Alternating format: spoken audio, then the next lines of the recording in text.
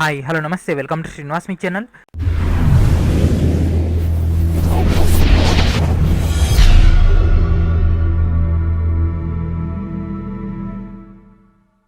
ఈరోజు ఈ వీడియో మనం ఇండియన్ జాగ్రఫీ యొక్క క్లాస్ 31లో భాగంగా ముఖ్యమైనటువంటి పరిశ్రమలు, అదేవిధంగా వాటి యొక్క యూనిట్లు, వాటిలో తయారయ్యేటువంటి ముఖ్యమైనటువంటి వస్తువుల యొక్క మెయిన్ డేటాను డిస్కస్ చేద్దాం. మొత్తం కూడా ఎగ్జామ్ పాయింట్ ఆఫ్ వ్యూలో ఉంటుంది.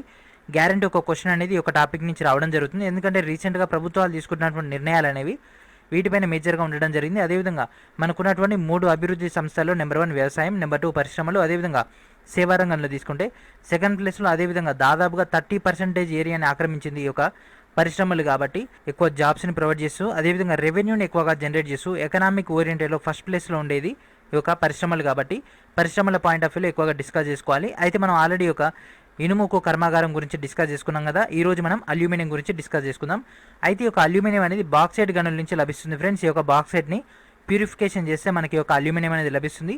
మీ అందరూ చూసే ఉంటారు కదా అల్యూమినియం ప్లేట్స్, అదేవిధంగా అల్యూమినియం పైప్స్, అదేవిధంగా ఎక్కువ ఈ యొక్క కన్స్ట్రక్షన్ సైట్లో అదేవిధంగా రూఫింగ్కి దీన్ని ఎక్కువగా యూటిలైజ్ చేయడం జరుగుతుంది. వెరీ లైట్ వెయిట్గా ఉంటుంది, అదేవిధంగా స్ట్రెంత్ అనేది ఎక్కువగా ఉండడం జరుగుతుంది. గ్లాస్ ఫిట్టింగ్స్ని వీటిని హైలీ యూటిలైజ్ చేస్తుంటారు. అదేవిధంగా ఫ్లైట్స్ యొక్క బాడీ స్ట్రక్చర్లు ఎక్కువగా దీన్ని యూటిలైజ్ చేయడం జరుగుతుంది. Very light weight element. And అదేవిధంగా ఇనుము ఉక్కు పరిశ్రమ తర్వాత రెండో అతిపెద్దదైనటువంటి ఖనిజాధార పరిశ్రమ యొక్క అల్యూమినియం పరిశ్రమ. అయితే మన యొక్క దేశంలో టాప్ 6 అయినటువంటి అల్యూమినియం పరిశ్రమల గురించి డిస్కస్ చేద్దాం. ఫస్ట్ వచ్చేసి ఆల్కో. ఈ యొక్క ఆల్కో అనేది అల్యూమినియం కార్పొరేషన్ ఆఫ్ ఇండియా. ఇది 1938లో ఏర్పాటు చేయడం జరిగింది. దీని యొక్క మెయిన్ యూనిట్ వచ్చేసి జయక్ నగర్.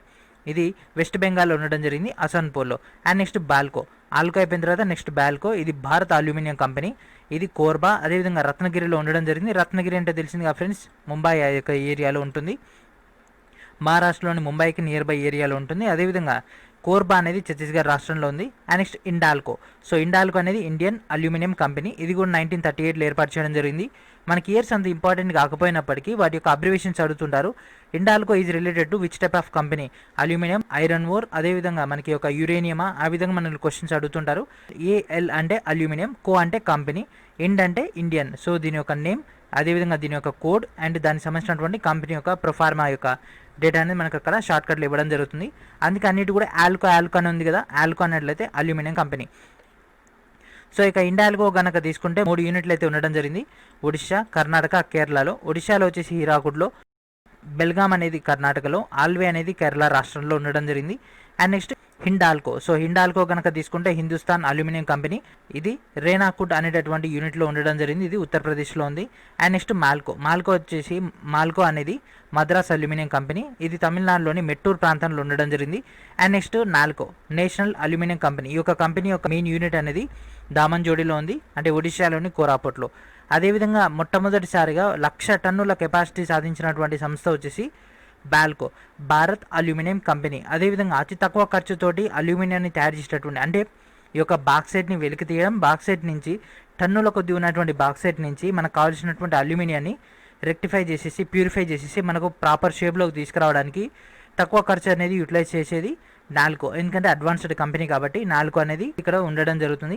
అండ్ అదేవిధంగా మనకి ఒక భారీ ఇంజనీరింగ్ పరిశ్రమలు, అంటే మనకు హెచ్ఎంటీ వాచెస్ అందరికి తెలిసే ఉంటాయి కదా ఫ్రెండ్స్, హిందుస్థాన్ మిషన్ టూల్స్ అనేవి. అదేవిధంగా దీంట్లో మనకు ఇండస్ట్రియల్ అయినటువంటి మిషన్ టూల్స్, మేజర్గా సిఎన్సీ మిషన్ నుంచి హై ఎండ్ అయినటువంటి మిషన్స్ అన్నింటిని కూడా హెచ్ఎంటీ అనేది ప్రిపేర్ చేయడం జరుగుతుంది. అండ్ నెక్స్ట్ ట్రాక్టర్స్ అండ్ అదేవిధంగా బేరింగ్స్, హెచ్ఎంటీ బేరింగ్స్.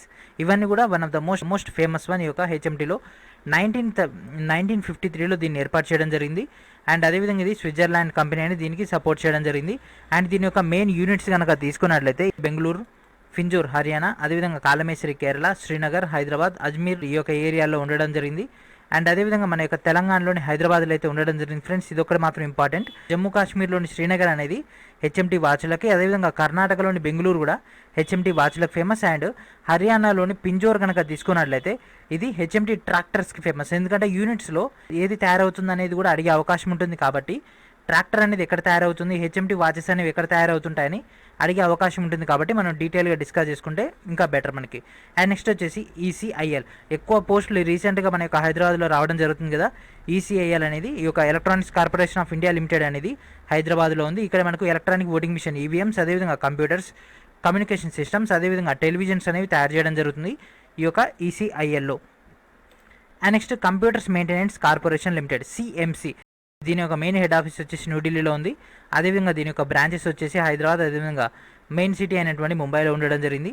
అండ్ ఇది మేజర్గా IT oriented, information technology oriented, అదేవిధంగా హార్డ్వేర్ బేస్డ్ ఉండేటటువంటి సపోర్ట్ అనేది ఇది ఇవ్వడం జరుగుతుంది. And next semi conductor complex, ఇది చాలా చాలా ఇంపార్టెంట్ ఫ్రెండ్స్.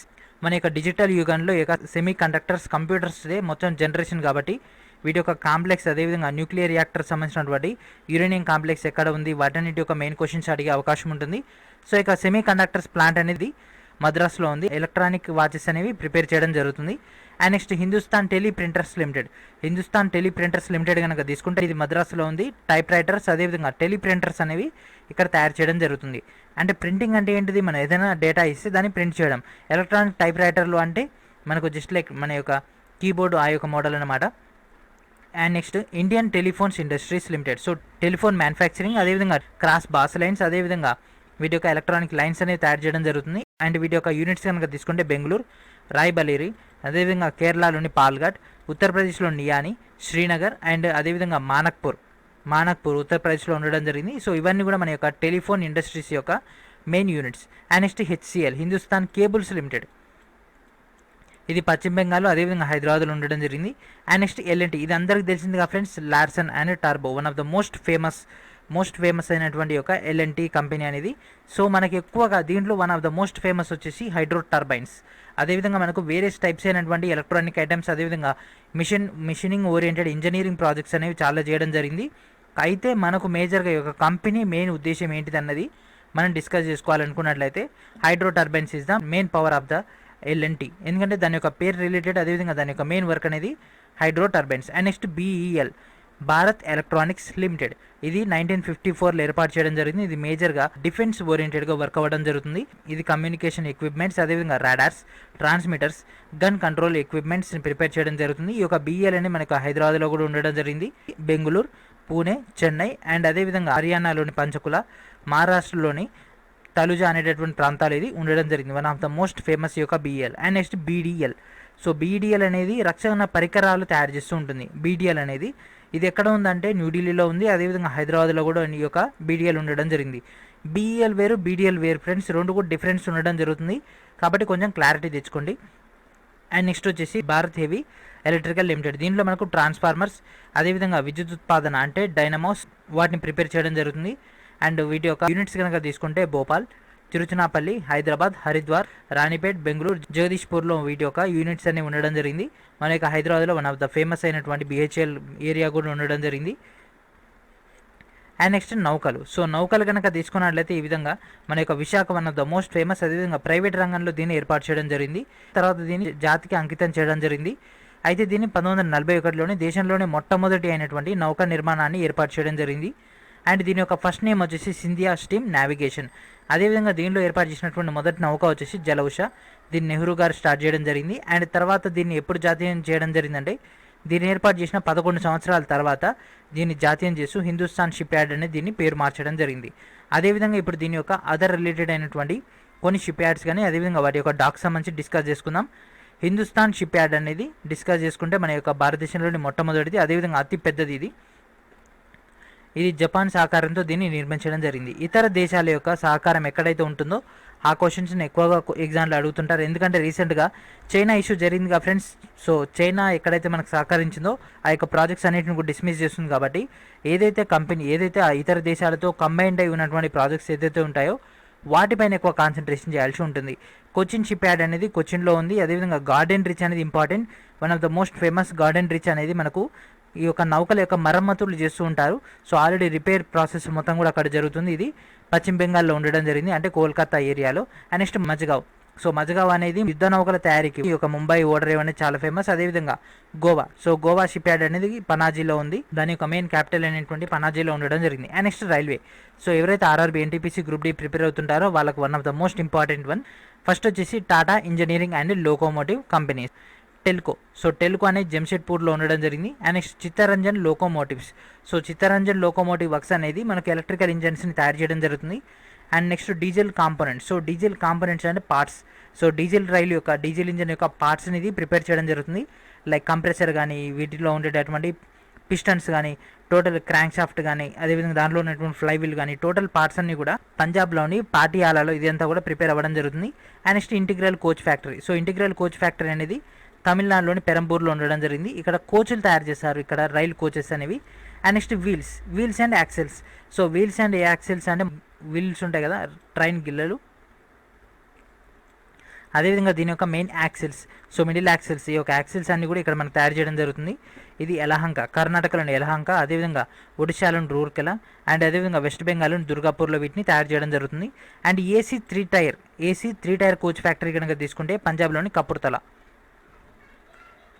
అండ్ అదేవిధంగా rail coach factory, so rail coach factory, integral coach factory రెండు కూడా వేరే ఫ్రెండ్స్, కొంచెం డిఫరెన్స్ ఉంటుంది కాబట్టి అది ఒకటి మీరు గమనించుకోవాల్సి ఉంటుంది.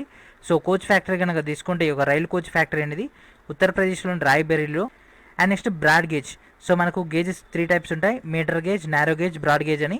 So broad gauge coach factory అనేది బెంగళూరులో ఉంది. అంటే మనకు రైల్ పట్టాలు ఉంటాయి కదా, అది కింద ఉండేటటువంటి మెయిన్ బేస్ ఉంటుంది కదా సపోర్టింగ్గా, వాటి అదే విధంగా ఆ యొక్క స్టాండర్డ్స్ అన్నిటికి సంబంధించినటువంటి డేటా అంతా కూడా బెంగళూరులో ఉంటుంది. డీజిల్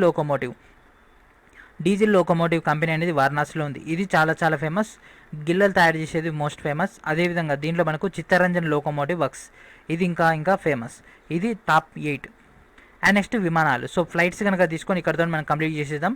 సో మనకి ఎక్కువగా మిషనరీ ఓరియంటెడ్ ఇవన్నీ కూడా. అండ్ ఇప్పుడు మనం విమానాలు కనుక తీసుకుంటే హిందుస్థాన్ ఏరోనాటిక్స్ లిమిటెడ్ HAL అనేది 1964లో ఏర్పాటు చేయడం జరిగింది. దీని యొక్క మెయిన్ హెడ్ ఆఫీస్ వచ్చేసి బెంగళూరులో ఉంది.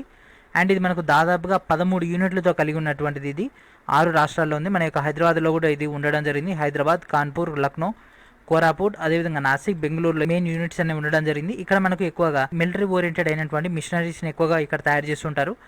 ఫ్లైట్స్, అదేవిధంగా హెలికాప్టర్స్, అదేవిధంగా వాటి యొక్క మెయింటెనెన్స్ అనేవి ఇవి చేయడం జరుగుతుంది ఈ యొక్క HAL. అండ్ ఇక్కడతోటి మన యొక్క క్లాస్ని ఫినిష్ చేసేద్దాం. నెక్స్ట్ వీడియోలో మన యొక్క ఎరువుల కర్మాగారం, అదేవిధంగా ఆల్ ఓవర్ ద ఇండియాలో ఉన్నటువంటి కర్మాగారాలు, సహకారం, అదేవిధంగా మెడిసిన్ సంబంధించి డిస్కస్ చేసుకుందాం. సో ఇక్కడతోటి యొక్క క్లాస్ని ఫినిష్ చేసేద్దాం. సో ఇది ఫ్రెండ్స్ ఈరోజు వీడియో. నెక్స్ట్ వీడియో మనకు డేటాతో కలుద్దాం. అప్పుడు ఒక schedule my channel, please subscribe my channel, please share everyone, and thank for watching.